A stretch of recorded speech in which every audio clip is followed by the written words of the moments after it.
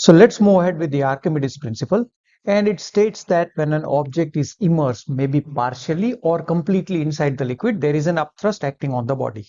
Upthrust is a force which acts on the object by the liquid in the upward direction, right? And if you want to know about the origin of the upthrust, that why the thrust comes into the picture, please follow the link into the description.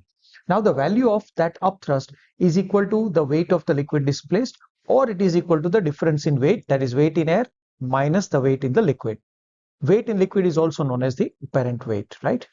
All right. So now let's go ahead and look at this particular setup. So this is a spring balance.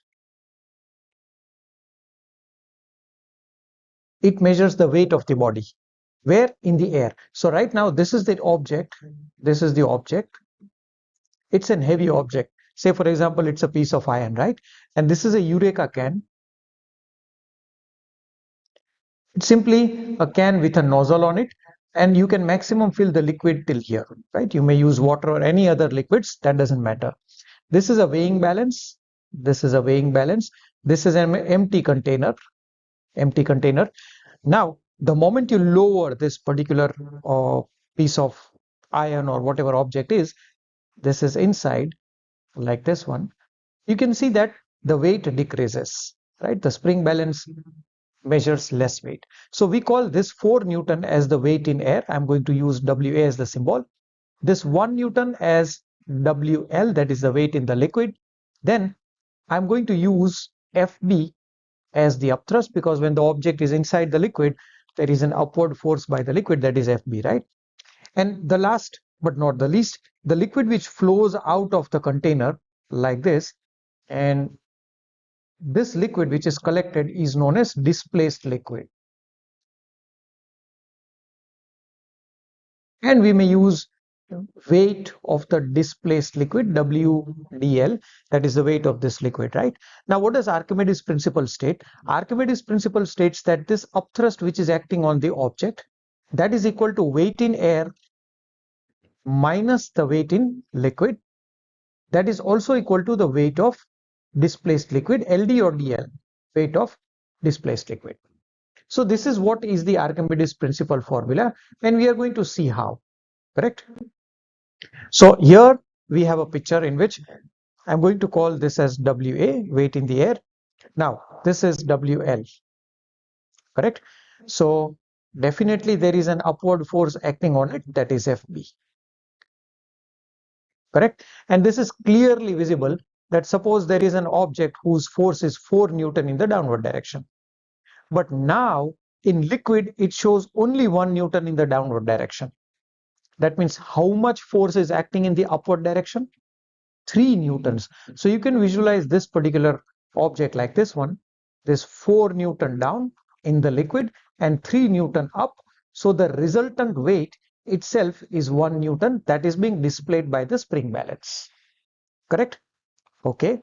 So let's see this part again. And I'm going to prove that how the displaced liquid weight is equal to the upthrust, right? So this is the object and its weight was WA, but now there is an upward force FB. So WA downwards, FB upwards. The difference in the weight is what is being recorded by the spring balance, that is WL. So weight in liquid is the downward force, that is the weight in the air, minus the upthrust, that's what is going to be displaced in the spring balance. So this part I think is very much clear, that if you find out FB from here, FB is equal to WA minus WL. This formula is very easy to understand for us, right? But the thing which is important for us to understand is that why the liquid which is displaced out, why that is equal to upthrust, that we need to understand it. So here is the proof. So upthrust is equal to rho V immersed times G. Again, I'm saying if you don't understand from that how did this equation comes, then please check out the link in the description. Then the upthrust is equal to density of the liquid, that is rho L. Volume immersed is the full volume of this object, and this object has, say, volume capital V. So I'm going to write down capital V times G. So FB is equal to rho L. Now this V is also the volume of this liquid. So this liquid also has volume capital V. You might have heard that story of a thirsty crow, right? That it puts a lot of stones inside the water and the water level goes high. Why does the water level go high? Because of the volume of the stone. That is, the sum of all the volume of the stone is equal to the volume of liquid displaced. If you still don't understand, please see this very fast. Suppose there was 100 ml water. Now you add a stone into that 100 ml water and the water level rises. That is 120 ml after the stone is inside the water. So what is the displaced liquid? Displaced liquid is 120 final minus initial, that is 100. So 20 ml is the volume of the displaced liquid or the stone. One and the same.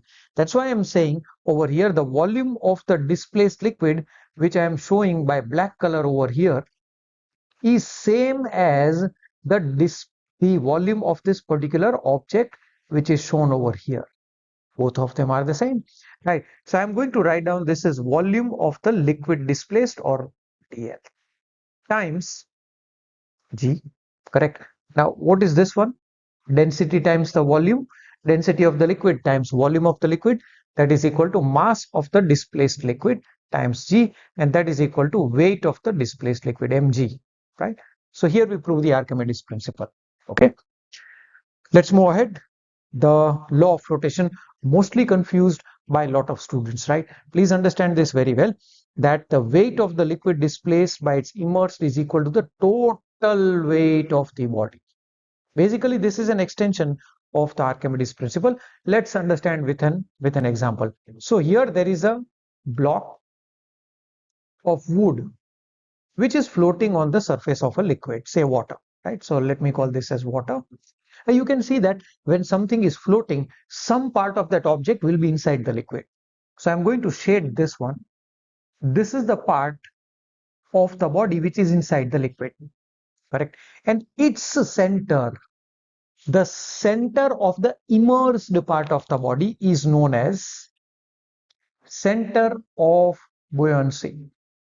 And from here, the buoyant force is going to be acting in the upward direction. So upthrust or the buoyant force acts at center of buoyancy. Center of buoyancy is the center of the immersed part of the body. So this is the immersed part of the body, and its center over there, upward force will be acting at that particular point. Whereas if I clean this up completely, then the center of the entire body, that is shown by black dot. See this point, this red dot was the center of buoyancy, but the black dot over here, okay, let me draw a black color dot. So this is the black dot.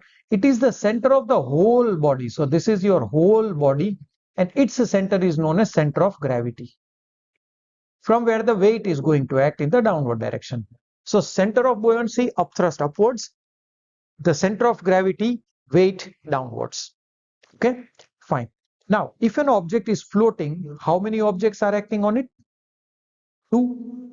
Which one? Weight in the downward direction and upthrust in the upward direction. So here the weight of the body is going to be the downward direction and upthrust is going to be acting in the upward direction. Now, floating body is stationary. Stationary means it doesn't go down nor it doesn't go up, which means both the forces are equal.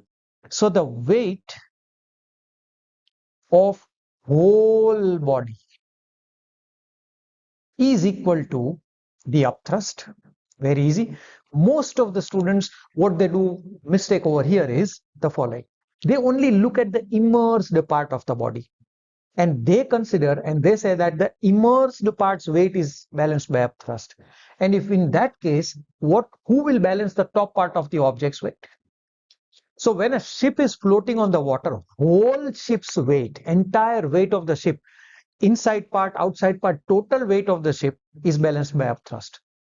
Please note that, right? Okay. So weight of the whole body, that is equal to mass of the whole body times G, right? That is equal to upthrust, that is density of liquid, volume immersed, times G, right? And by the way, this M is the mass of the whole body, mass of whole or complete body, right? And mass is equal to density of the body times the volume, that is the complete volume, mass of the whole body, density of the body into whole volumes body, times G, that is equal to rho L, volume immersed, G, G getting cancelled, right? And from here, what you can say is volume immersed. Okay, I will write it over here. You can write it down like this: volume immersed upon the complete volume, that is density of the body upon density of the liquid. So this is the extended version of the Archimedes principle, and you may consider this as the law of flotation or this one, right? Now let's see that this object, this is a, say for example, a block of wood that is floating in three different liquids. Say for example, this is water, this is oil, and let's say this is anything. You may consider this as kerosene and this as oil. Correct? You may interchange it, that's up to you. So now this is the same block of wood, but in three different liquids, but they are floating. Now remember, when something is floating, there has to be some part of the body inside the liquid. Over here, very small section of the block is inside the liquid, here comparatively larger, and here very large part of the body is inside the liquid. Correct? But in all the three cases, this body is the same and this body is floating. So floating means over here, the weight of this body, let me consider the weight of the block as 50 newtons, SW. Correct? Here also there will be an upthrust. Let me call this as FB1. Here FB2. Here FB3. And since same block, so weight is same in all the three cases, like this one. Okay. Now, if you look carefully, in floating condition, the weight is equal to upthrust. So 50 newtons is equal to FB1.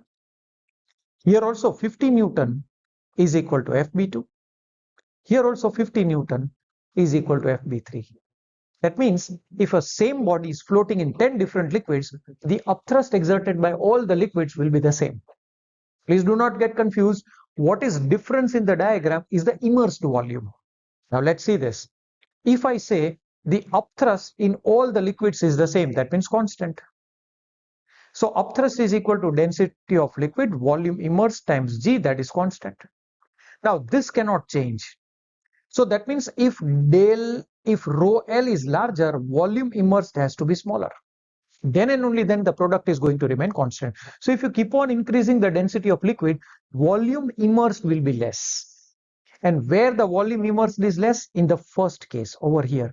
So over here the density is the highest and over here density is the lowest. Why it is like that? Because in very high density liquid, the immersed volume is very, very small. So please do not get confused that in all the three cases, the upthrust are different. No, upthrust are the